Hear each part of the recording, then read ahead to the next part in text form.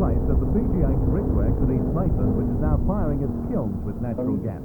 The gas has been available to industry and homes in Newcastle since July 1982, and now a 21-kilometre pipeline from Hexham has been completed to supply the coalfields area. It cost $2.5 million, but was completed well within budget. The Newcastle Gas Company, a division of AGL, took over the former gas supplier to the area, the Aberdeen County Council, last year. It's now completing the conversion of appliances to use the new fuel. But more importantly, the arrival of natural gas heralds a new era for industrial prospects in the district. The comparative cost and stability of natural gas pricing to manufacturers improves their competitive position, further enhancing the long-term employment prospects for the Hunter region. This is evidenced by the fact that PGH's East Maitland plant is the company's 6th brick manufacturing centre to be converted to natural gas in New South Wales. By comparison with the old town gas, the PGH plant in East Maitland will use 3 times the former daily output of the old Aberdeen coal gas works on the outskirts of Strait. AGL said today that in less than 5 years, it's anticipated that new gas will sell 20 gigajoules of energy to the Hunter Valley.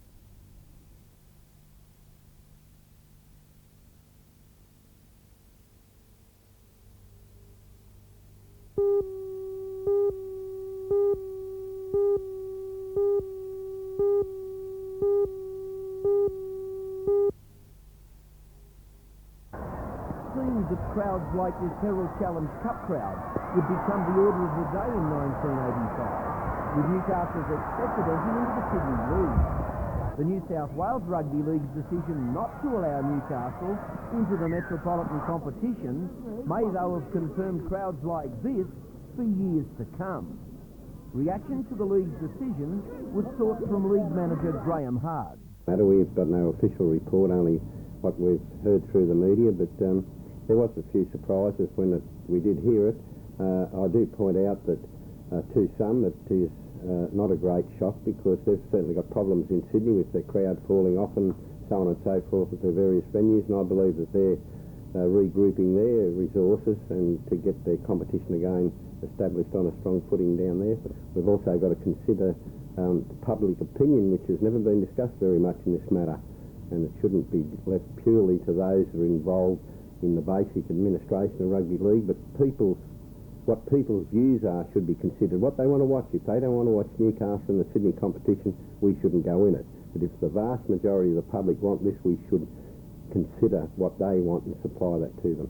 We're going to know more, obviously, after the New South Wales League's next meeting in June. Yeah, sure. They will be setting out a criteria, and I do believe it will be made public to people that are interested in entering sides into that competition. Will certainly have a better guide then on what's going to happen to us.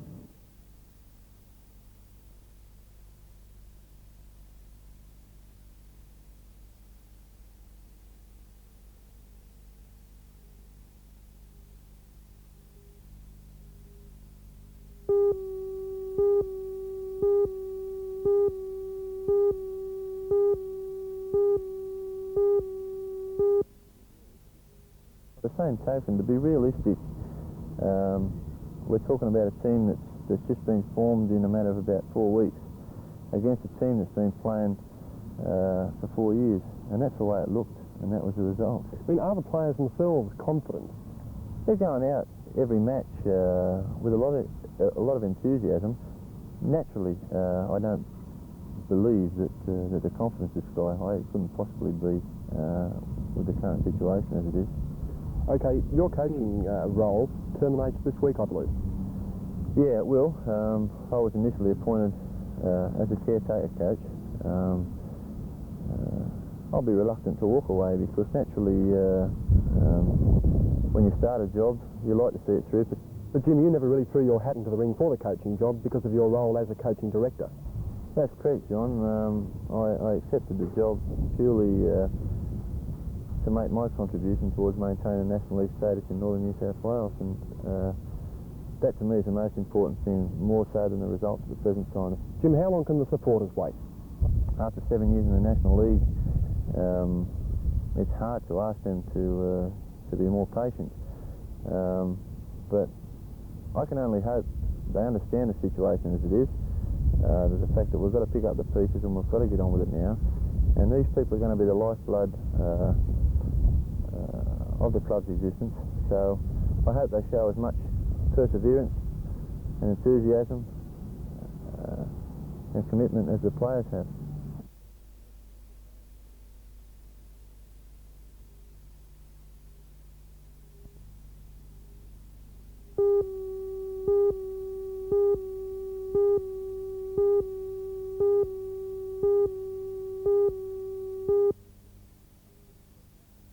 The Australian Retirement Newsletter was launched today after a year of planning. It covers not only areas such as finance and investment, but also offers medical, lifestyle and legal advice. According to the director, Mr. Edward Coots, advice on personal management during retirement is a neglected area, and consequently many people find it a struggle to make ends meet. The majority of the Australian is ageing and they're coming into retirement factor. But the important thing is not the age group, more to the fact of one would plan for their holidays, but they plan for their future. And that is where retirement comes into it. It's interesting that on surveys that we've done and compared with the States, you've got a situation where Americans really look forward to retirement. It's the big buzz. You work all your life to retire and put your feet up and have a good time. Australians' attitude is that when you retire, you die. And there's no excitement left in it, and I go to the bowling clubs and that's it. Well, there's a lot more to it than that, and we believe that through the research that we've done, that information that's contained in this may help them. It'll help them plan a holiday, or it may introduce them to new people. It may give them new aspects that they haven't considered before, hobbies that they can take up, things that may even make them money when they're working with their hands. So it is a total across-the-board educational newsletter.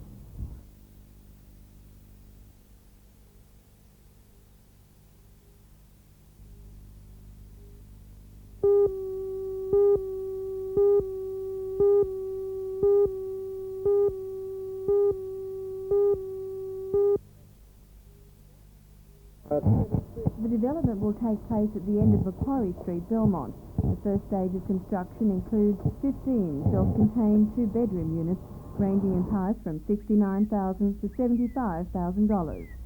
But all of the units have been sold ahead of the builders.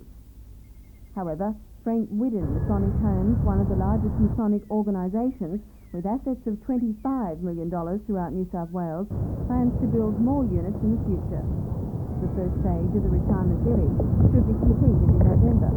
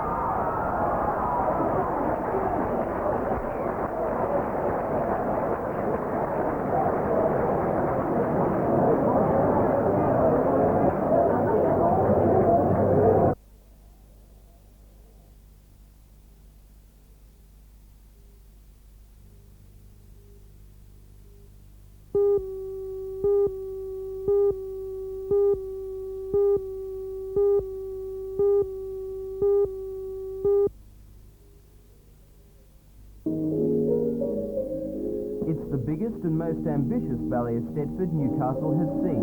Among the 200 dancers aged 6 to 20 are entrants from the north and central coasts, the northwest, Sydney and even Queensland. The Eisteddfod was organised by the Swansea Caves Beach Apex Club to raise money for their community work.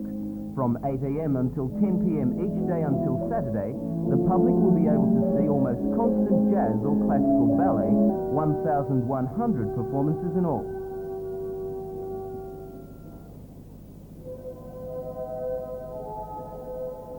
The daunting task of judging has been taken on by Anne Jenner, a former soloist and principal with the Royal Ballet, who is teaching at the National Ballet School in Melbourne. Among the many prizes she will award will be the Senior Classical Ballet Scholarship, the final of which will be judged as part of a gala public performance on Saturday night. The winner will receive $1,000, making the scholarship the second largest in the state. The Eisteddfod was not always such a mammoth undertaking. The first in 1982 ran for only 3 days and had 90 competitors. Now the Apex Club hopes to make it an important part of the Australian ballet scene.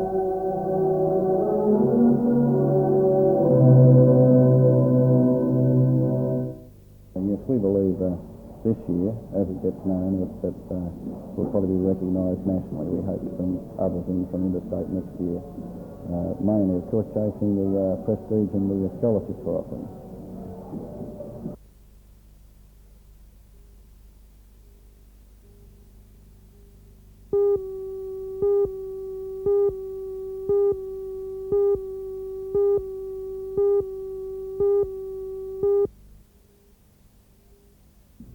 Pittman decides to go blindside.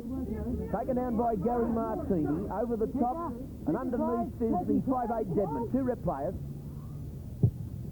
Shane Lee, flattened there. Shane Lee in the back, played by Craig Duffy.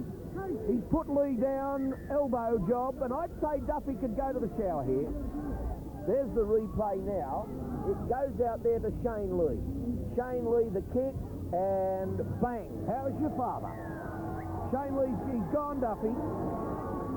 He's G-O-N-E, and frankly, that's not on.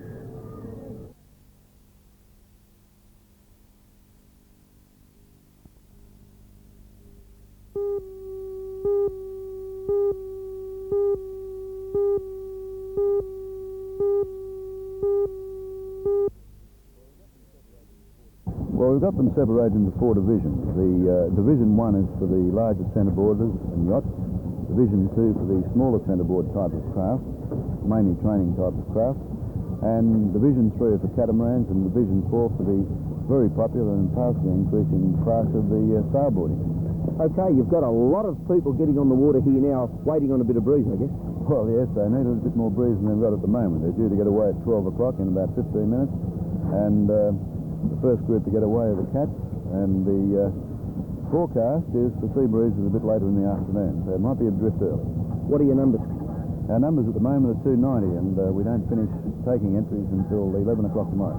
Okay, this is the invitation race, so it gets serious tomorrow. It gets real serious tomorrow. Today they familiarise themselves with the starting procedures and the course, and all systems go tomorrow. Right through the week, and what's the final day Friday then? Saturday final day. We have a Heat 1 tomorrow, Heat 2 Wednesday, Heat 3 on Friday, Heat 4 on Saturday, and Thursday we give them a day off and we put on a barbecue, and hopefully we get a day like today where they can try different boats and really enjoy themselves.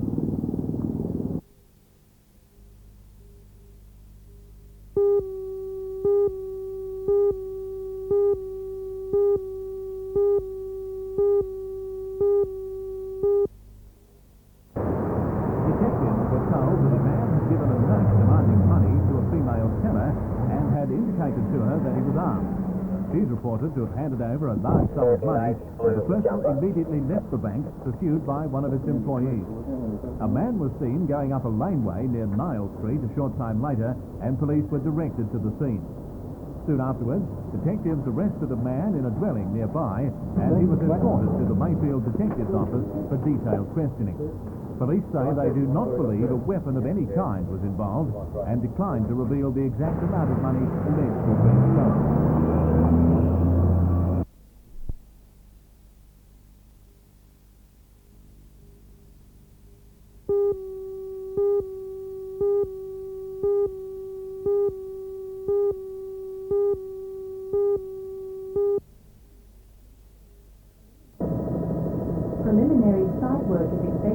carried out soon on the construction of an $80 million teaching and referral hospital at Ranger Park. Permission is being processed by the council, but approval is subject to an alternative route being found to State Highway 23. The DMR has indicated that such an alternative may readily be found. According to Alderman John Tate, who is to meet with Mr Burrows next week on behalf of concerned residents, the DMR's statement is an indication that finally a solution is being found. I think what it means is that the DMR, along with the Council Planning Department and City Engineers Department, all agree that the only route that should be countenanced is the one that goes west of the hospital and leaves Lookout Road to the south of the hospital. In other words, dividing the through traffic from the hospital traffic that will be generated when the hospital is established. But a final decision hasn't been announced? No, a final decision has not been announced, and I think it's something that's going to be fairly soon. There'll be an announcement. In the meantime, I'm pinning my hopes on the fact that the Minister will be looking at the matter, and I think if he makes a decision in the right way, well then the whole matter will be worked out fairly soon.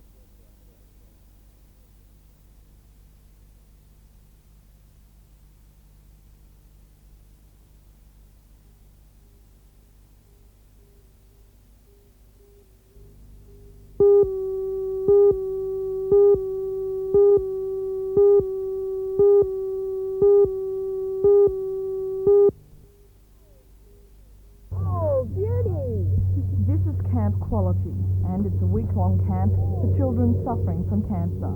The word quality typifies the aim. Each moment is special and needs to be lived to the full, because the harsh reality is that some of the 28 children that have come to the inaugural camp this year may not be back in 1985. It's a time to try all the activities that are at other camps. This is significant for these children because they've spent so much time in hospital feeling different that to be treated normally again is a real boost. It has been fun because we've done everything that we usually would do on a normal camp. We've been treated like we haven't had a disease like leukemia or cancer. There have been some emotional problems since the camp began on Monday. That's been put down to being away from parents for the first time and a feeling of colour. Coordinator Joy Richard says one of the most gratifying aspects of the camp has been the parents. They came in as strangers, not knowing I'd never seen us before, very, very strange and shy, and they've just been terrific. Do you think the camp has helped them cope with their illness? I think that they've seen more children. The Newcastle area is isolated. We've drawn the children from a large area, and they haven't met one another, and I think that they can see now that other children are in the same position as them. And that makes it easier for them? I'm sure. 31 people have given up their time to act as counsellors at the camp, and Total College has allowed its facilities to be used without charge. But it's obvious why all that's been done. All you have to do is look at their faces, and you realise that these youngsters have truly enjoyed their week of being ordinary children again.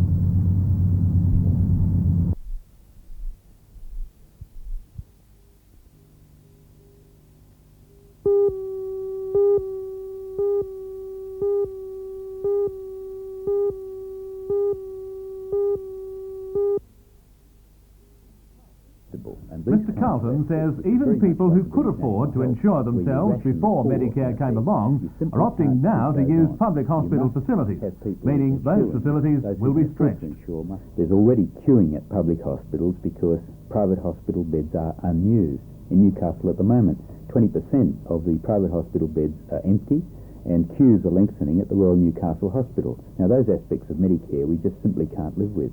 Well, what, in your view, is causing that? They've been caused by the fact that you're offering free hospital beds to people who can afford to insure.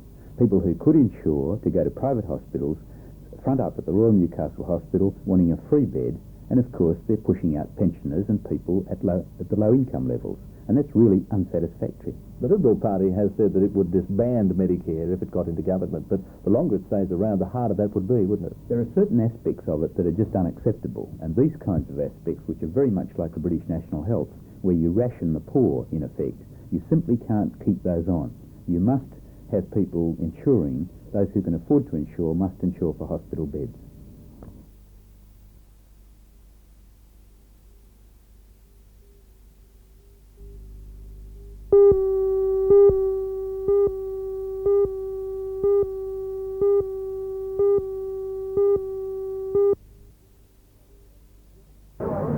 journey is the only one of its kind in that at various vantage points, passengers are allowed out to take in the train. During the 12-day tour, there's a 2-hour stop at Broken Hill. The train also stops at Pink River to allow those on board to walk across the dry riverbed, a special Australian experience. The train left Newcastle station at 9:30 today. On Wednesday, the passengers will arrive in Alice Springs. It's planned to bring either the Alice or the Indian ship to Newcastle